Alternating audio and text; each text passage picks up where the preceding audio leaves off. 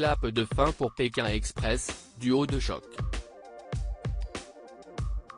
Le 10 août 2022, M6 a diffusé la grande finale de cette édition spéciale qui opposait Inès Reg et sa sœur Anaïs à Rachel Le Grain-Trapani et Valentin Léonard.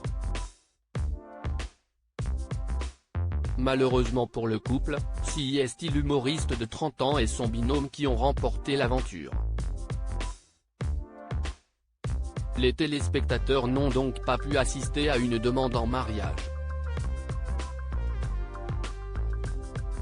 Pourtant, le compagnon de Miss France 2007 avait tout prévu.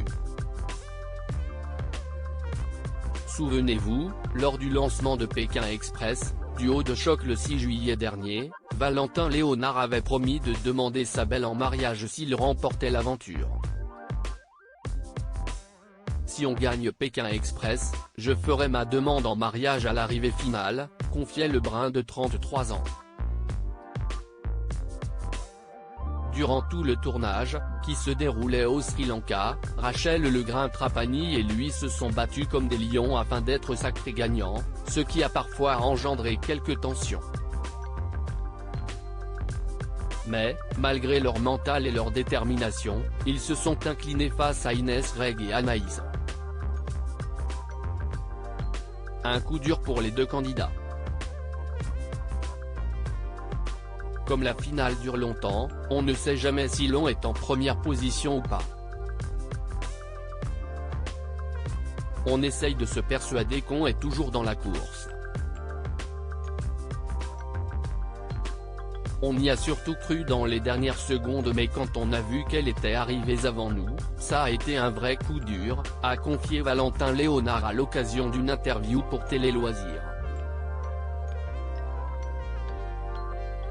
Pas de demande en mariage lors de leur arrivée face au présentateur Stéphane Rothenberg donc. Pour tout vous dire, j'avais même acheté la bague pendant nos jours de repos au Sri Lanka. Par superstition, je ne me voyais pas faire une demande en mariage le jour d'une défaite, a regretté le papa d'Andrea, 2 ans. Depuis, Valentin Léonard n'a toujours pas sauté le pas. Rachel désespère un petit peu. Mais ça viendra. On choisira le bon moment et le bon jour, a conclu le jeune homme. Reste à savoir si cela ne saurait tarder. Nul doute que le couple tiendra sa communauté informée quand le grand jour sera arrivé.